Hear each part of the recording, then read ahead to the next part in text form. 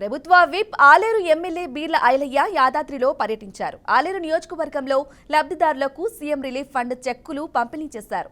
ఆలేరు మండలంలో 14, ఆత్మకూరు మండలంలో 2, యాదగిరిగుట్ట మండలంలో 5, గుండాల మండలంలో 5, బొమ్మల రామారం మండలంలో 2, రాజపేట మండలంలో 2, తుర్కపల్లి మండలంలో 5, మోటకొండూరు మండలంలో 5 చెక్కులు పంపిణీ చేశారు.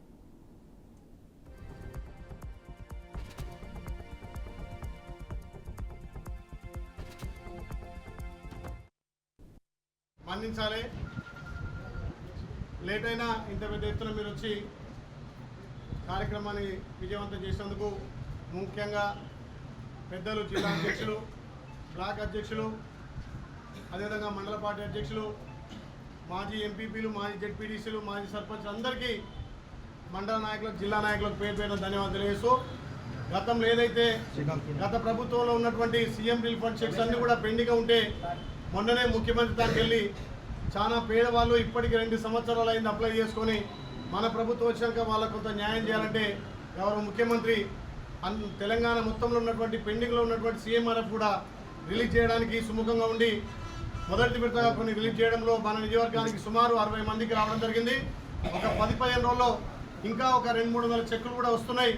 మనం ఎమ్మెల్యే గెలిచిన తర్వాత ఈ 6 నెలల్లో సుమారు 3000 మందికి సీఎం రిలీఫ్ ఫండ్ పెట్టడం జరిగింది.